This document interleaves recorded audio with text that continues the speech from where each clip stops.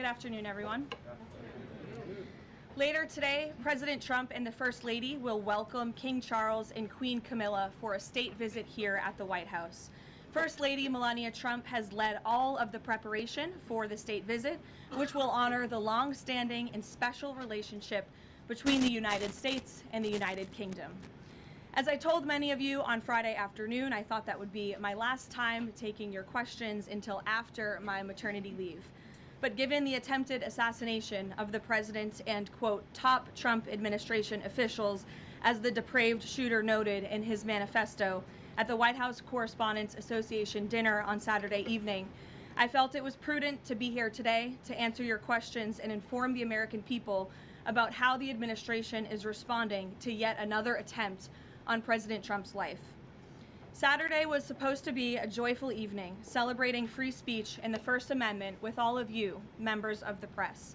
Instead, the night was hijacked by a crazed anti-Trump individual who traveled across the country to assassinate the president and as many administration officials as possible. This is the third major assassination attempt against President Trump in 2 years. No other president in history has faced such repeated, serious attempts on his life. First and foremost, the President, the First Lady, and everyone in this White House are extraordinarily grateful to the brave law enforcement of us safe.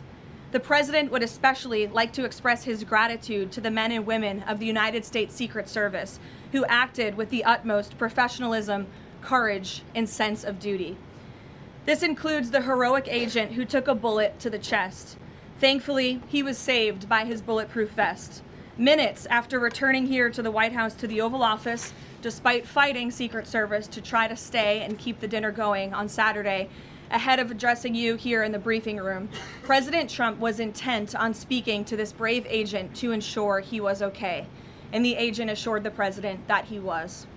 As you know, I was seated next to President Trump and the First Lady when the shots were fired before Secret Service swiftly moved us to safety backstage. The president's calm in the face of chaos, while yet another individual was trying to take his life, was really remarkable to witness, and it's something I will never forget. President Trump is fearless because he loves this country, and he is willing to put his own life on the line to deliver on the promises that he made to the American public who elected him here into the highest office in the land. And while we are blessed to have a fearless president, we should not live in a country where such constant fear of political violence permeates our society every single day. We can and we should have fierce disagreement in this country. As you all know, we disagree often, myself in this role and all of you in the news media, but those disagreements must remain peaceful. Debating, peaceful protesting, and voting are how we need to settle disagreements, not bullets. Nobody in recent years has faced more bullets and more violence than President Trump.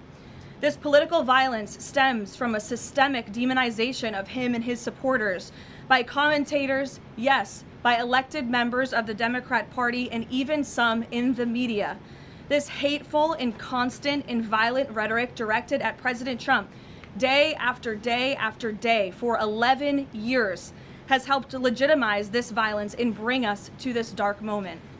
Those who constantly falsely label and slander the president as a fascist, as a threat to democracy, and compare him to Hitler to score political points are fueling this kind of violence. The left-wing cult of hatred against the president and all of those who support him and work for him has gotten multiple people hurt and killed, and it almost did so again this weekend. When you read the manifesto of this shooter, ask yourselves, how different is the rhetoric from this almost assassin than what you read on social media and hear in various forums every single day? The answer, if you're being honest with yourself, is that there is no difference at all. Much of the manifesto of the would-be assassin is indistinguishable from the words that we hear daily from so many. For example, as the First Lady of the United States pointed out this morning, just 2 days prior to the shooting, ABC's late-night host Jimmy Kimmel disgustingly called First Lady Melania Trump an expectant widow. Who in their right minds says a wife would be glowing over the potential murder of her beloved husband? And having experienced what I did with the First Lady on Saturday night, I can tell you that she was anything but that. This kind of rhetoric about the president, the first lady, and his supporters is completely deranged, and it's unbelievable that the American people are consuming it night after night after night. As President Trump said on Saturday night at this podium, we as Americans must recommit ourselves to resolving our differences peacefully and uniting around the shared values that make our country great. The deranged lies and smears against the president, his family, his supporters have led crazy people to believe crazy things, and they are inspired to commit violence because of those words. It has to stop. And one more point. Saturday night served as yet another reminder of how important it is to fund the Department of Homeland Security. It is shameful that the United States Congress has kept this vital agency defunded for 73 days. The longest shutdown of a federal agency in U.S. history. The Secret Service is a vital component of DHS. It has been directly impacted by this reckless political gamesmanship.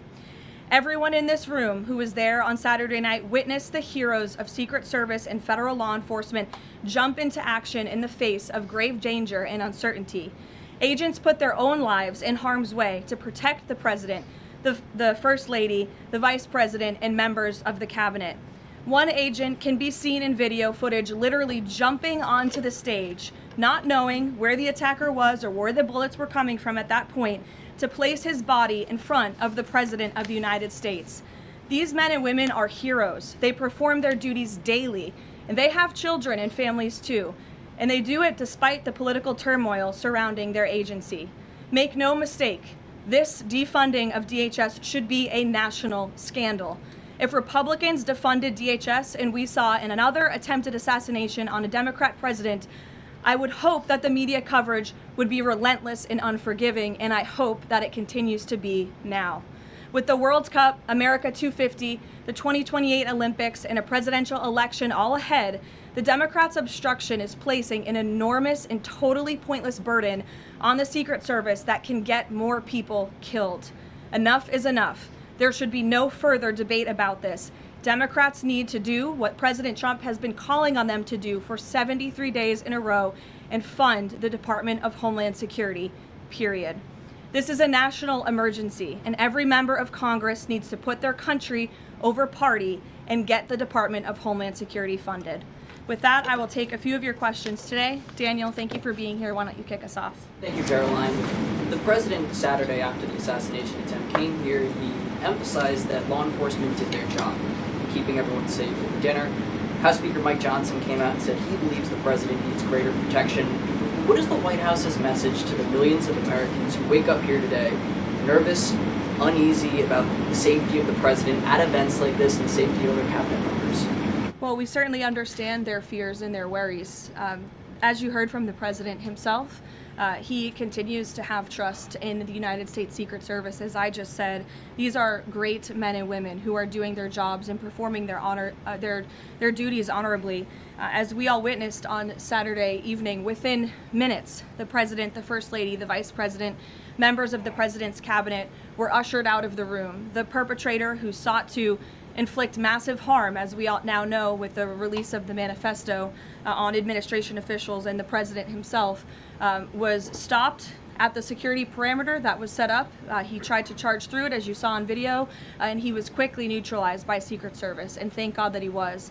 With that said, obviously the White House is always asking the tough questions and ensuring the safety of the president. I understand there will be a meeting early this week convened by the White House Chief of Staff Susie Wiles with top DHS leadership, members of the United States Secret Service, and our own operations team here to ensure the safety and the security of the president, as we do have many of these major events moving forward. So we're always monitoring operations and procedures, always asking the tough questions to ensure the president is safe, and the American people should be assured there's no higher priority for the president and his staff than the president's safety. Caroline, Friday you said that you thought that gaggle out of the sticks would be your last one before your baby. Back in 2024, when the president had the attempt on his life in Butler, you cut your maternity leave short back then. You're obviously back here today after Saturday. Can you just elaborate a little bit why you felt it was important to be here to bring to the media and talk to the American people from the stand? Sure. It's sort of crazy timing when you put it that way for both children with two assassination attempts against the president. I'm honored to work in this job. I view this job as the president's spokesperson and the White House spokeswoman as public service. It's not just any job. I'm honored to do it, and I'm honored to work and speak on behalf of President Trump, who has faced unprecedented adversity and challenges, and I'm honored to work for him. And again, as I witnessed on Saturday night, just his dogged resolve and determination to get back onto the stage, and he was pushing Secret Service and law enforcement to allow him to address, and that really, I think, hopefully gives the country the type of strength that we need. And I certainly know, as his spokeswoman, and I can speak on behalf of all of the staff here at the White House, the president inspires all of us to just keep going and keep fighting every day. Thanks, Carol. Thanks, Daniel, and congrats to you on your new baby. He's beautiful. Aisha. Just on the rhetoric, you mentioned the First Lady and Jimmy Kimmel. Jimmy Kimmel's comments were, "Mrs. Trump, you have a glow like an expectant widow." And he said this days before the shooting, but there does seem to be a normalization of rhetoric about assassinating this particular president. How can this administration try to put an end to this? Well, I think you heard it directly from the president on Saturday night, Aisha, that in his words, we need to recommit ourselves as a country to toning down the rhetoric and to unifying around what makes our country great. That's true of everyone who works in this White House, but as I said, it's also true of everyone who has a voice and a platform across this country, whether you're on television, a podcast host, people listen, and when you have mentally disturbed individuals across the country who are listening to this crazed rhetoric about the president day after day after day, it inspires them to do crazy things. And unfortunately, it's not just the media, it is the entire Democrat Party has made their pitch to voters across the country that Donald Trump poses an existential threat to democracy, that he is a fascist, and that they compare him to Hitler. I mean, these are despicable statements that the American people have been consuming for years. And so many mentally perturbed individuals are led to believe these words are truth and then are inspired to act on it. I have a whole host of examples that we can share with you after. It is pages and pages of major Democrat Party elected officials saying, such as Rep. Hakeem Jeffries just this month said, "We are in an era of maximum warfare everywhere all the time." Governor Josh Shapiro said heads need to roll within the administration. Senator Alex Padilla said people are, quote, dying because of fear and terror caused by the Trump administration. Senator Elizabeth Warren, President Trump is making the country look like a, quote, fascist state. Senator Adam Schiff saying President Trump using a dictator playbook. Senator Ed Markey calling President Trump a dictator, saying that this administration's actions are authoritarianism on steroids. Governor J.B. Pritzker, never before in my life have I called for mass protest disruptions. These Republicans cannot know a moment of peace. You have Rep.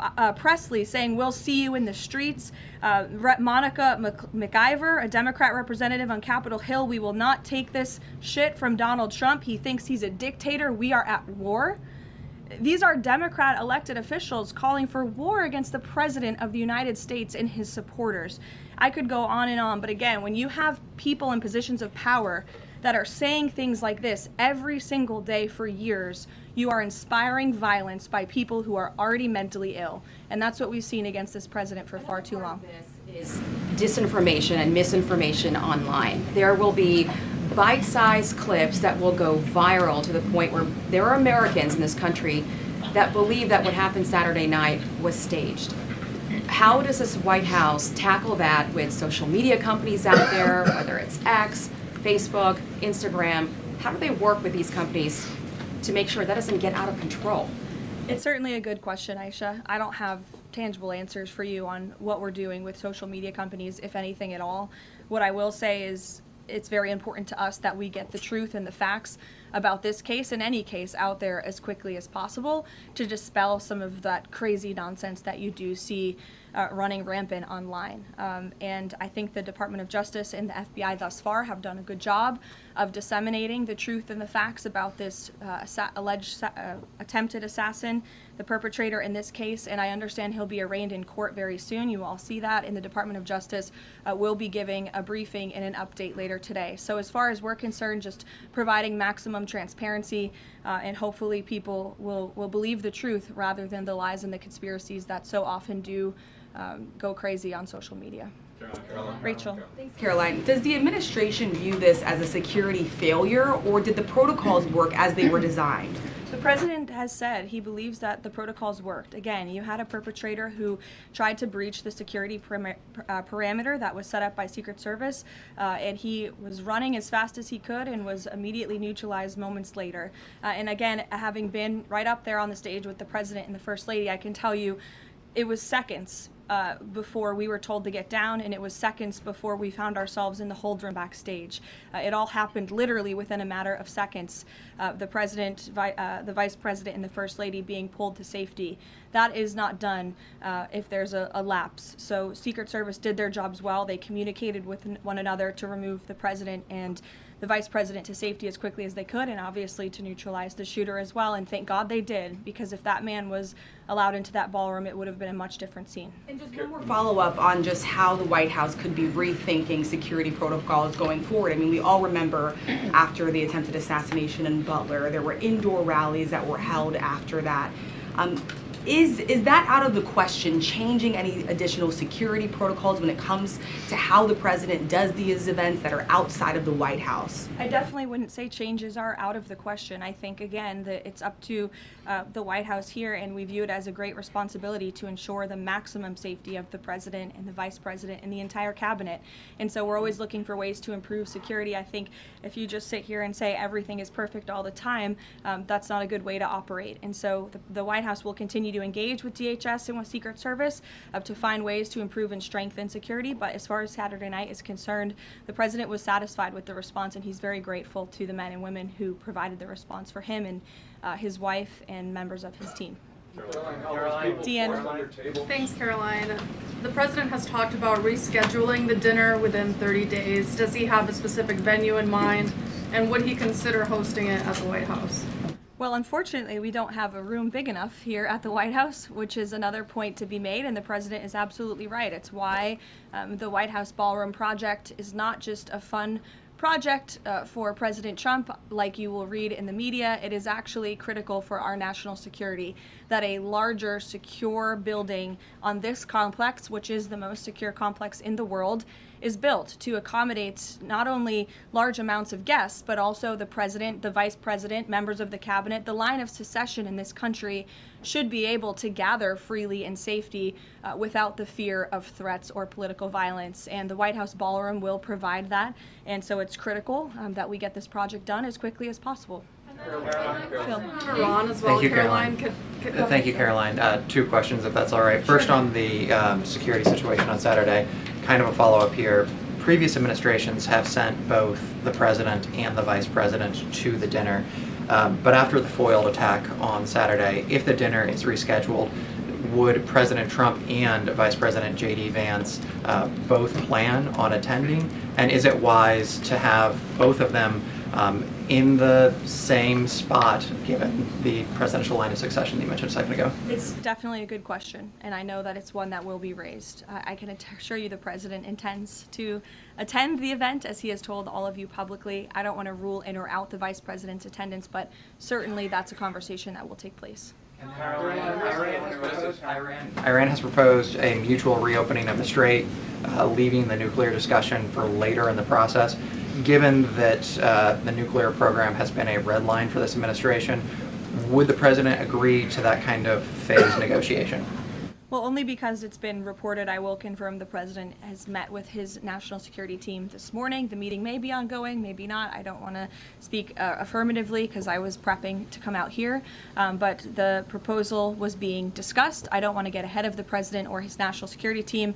What I will reiterate is that the president's red lines with respect to Iran have been made very, very clear, not just to the American public, but also to them as well. So they're considering it. I wouldn't say they're considering it. I would just say that there was a discussion discussion this morning that I don't want to get ahead of, and you'll hear directly from the president, I'm sure, on this topic very soon. I'm going to ask you about the Fed chairman, but first, 3 assassination attempts in 3 years. Is this going to change the type of events that the president goes to?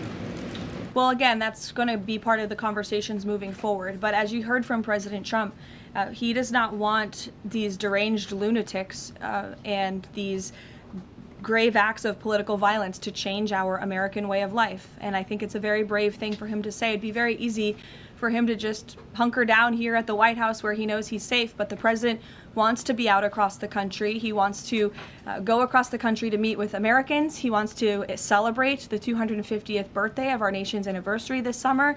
As you know, we're gearing up for a big UFC fight here on the South Lawn. So there's many exciting events I know the president wants to be part of and will be part of moving forward. He's undeterred in that way, and it's something that inspires all of us here to keep going. Senator Tillis is now dropping his objection to allowing Kevin Warsh to be confirmed because the DOJ has closed their investigation. Is the president satisfied that an Inspector General report into the Federal Reserve is enough to look into these renovations? The president understands that the Inspector General has greater tools at their disposal, perhaps even more powerful than a grand jury, to continue investigating the financial mismanagement of the Fed building, which is a priority for the president. Look, he's a builder himself. When he sees something has a lot of cost overruns, is taking too long, and in this case ripping off the American taxpayer, he wants to get to the bottom of it. I understand Senator Tillis put out a statement saying he'll support Kevin Warsh's confirmation. That has been our position all along from day one. He is more than qualified for the job, and we look forward to working with the Senate on his swift confirmation process. Megan. As a follow-up on Warsh, will the president be satisfied once the Fed's Inspector General finishes that investigation, even if it finds no evidence of wrongdoing? Well, that's a hypothetical question. I'll let the president speak on it when we see the results. It's obviously far too early to say. And relatedly, as a follow-up, now that it looks like Warsh will be confirmed by the end of Jay Powell's term, is he still considering firing Jay Powell if he stays on as governor after that? I haven't talked to him about it specifically, but I think the president will be satisfied once Kevin Warsh is confirmed as the Fed chair, which he should be. Karen. On Iran, the president had said last week that the U.S. has started the process of clearing the Strait of Hormuz of mines. Do you have an update on how many have been removed and an estimate of how long that process could take? I don't, but I would defer you to the Pentagon on that. We'll make sure they get you an answer, Karen. It's an ongoing process, though. It's still actually happening right now. Again, I would defer you to the Pentagon on anything with respect to clearing mines in the Strait of Hormuz. Thank you very much. I know that you said that the White House is reviewing the security protocols for things that could be done differently in the future. Have you identified anything so far that you would like to see done differently, or ask the Secret Service to make any changes in the security protocols for the president, particularly at these large events that are taking place off the White House campus? Not yet, no, but as I said, there will be a meeting here at the White House in the earlier half of this week, so those conversations will take place. And on the line of succession... And I would also just add, look, the Secret Service does not detail their procedures or operations to the public for obvious reasons, because you have crazy people who try to hijack them and get around them. So these conversations will take place in private, but if adjustments need to be made to protect the president, they will be made. The White House discussed doing like it does, for instance, with a joint address to Congress for these large events, and designating someone as the designated survivor for future large events that the cabinet attends. Well, those conversations ahead of the Waka dinner did take place, but there were several members of the cabinet in the line of succession who did not attend for various personal reasons. So designating one survivor was not necessary, as we had several members who were not there already. Caroline, all those people forced to dive under tables and fearing for their lives on Saturday night, including many of the people in this room, myself included. What is the president's message to those people who experienced that terrible trauma and maybe are still fearful today? I think he would say, as he sort of did on Saturday night, coming in here in his tuxedo, we can't allow these crazy people to let us be afraid. We have to keep moving forward, showing up, doing our job, celebrating our country, and doing what we know is right. But certainly we'd like to see the rhetoric against this president and his supporters toned down, because it is inspiring these crazy people across the country to target not just the president, but those who work for him and those who support him. And it must end. Is he following the arraignment of the suspect today? Yes, he is, and I know you all want to follow that too. It's happening in a few minutes, so I'll let you all go. The Department of Justice is also going to be speaking momentarily following the arraignment, and I pray that this is the last time I speak to you for some time until after my maternity leave. So thank you guys.